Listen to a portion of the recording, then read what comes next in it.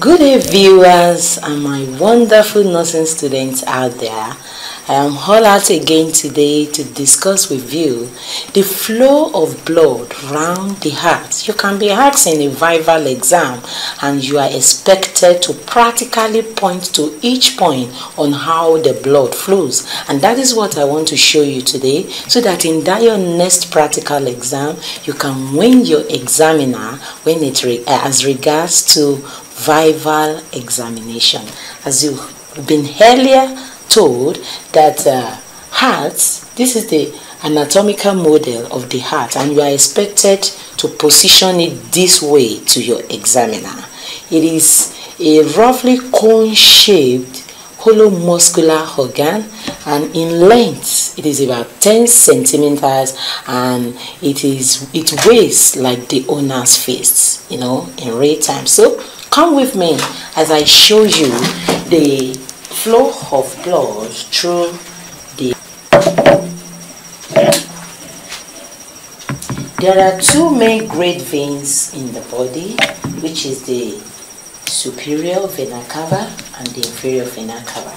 The inferior vena cava gets all the blood in the lower extremities, and the superior vena cava gets all the blood from the upper part of the body and empty its contents into the right atrium. I want to believe you can see now the right atrium.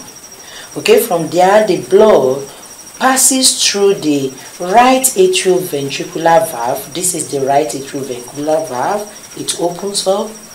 By the time it opens up, it releases its contents into the right ventricle. Okay, here is also the right ventricle. This is the right atrium. Okay, but this is showing the right atrioventricular valve. So by the time blood gets here, the blood pumps blood, the atrium contracts at the same time to push blood to the down part of the heart.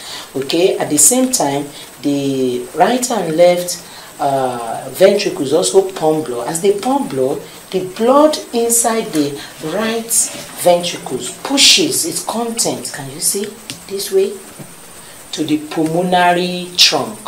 Okay, the pulmonary trunk leads to the two right and left pulmonary artery, and that's the only artery that carries deoxygenated blood. That is why it is painted blue. It's painted blue. Is an artery, but it's painted blue because the content, the blood found there, is actually deoxygenated blood. And you can see there is a pulmonary valve here made up of 3 semilunar cups, and the semilunar cups are there to disallow flow back of blood into the right ventricle. Okay, so the blood passes through the pulmonary artery, which later splits into the left and the right pulmonary artery, which goes to the 2 lungs to get oxygen. On coming back, they will come back through the right and left pulmonary veins. This is the right pulmonary vein, the 2, you can see the 2 here, the 2 pulmonary veins, and it is the only pulmonary vein that carries oxygenated blood. That is why it is painted red. That's why it's painted red.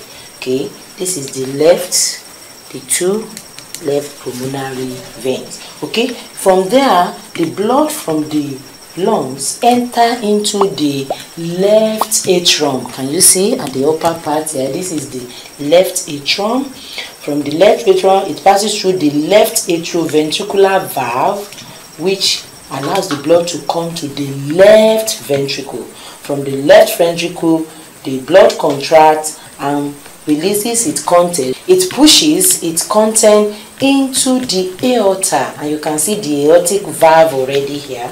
Here is the aortic valve, which also have the 3 semilunar cups. So from there it gets to the aorta. You can see the great vessel aorta here. So the blood is full of oxygenated blood, and then from there to the general circulation. Thank you.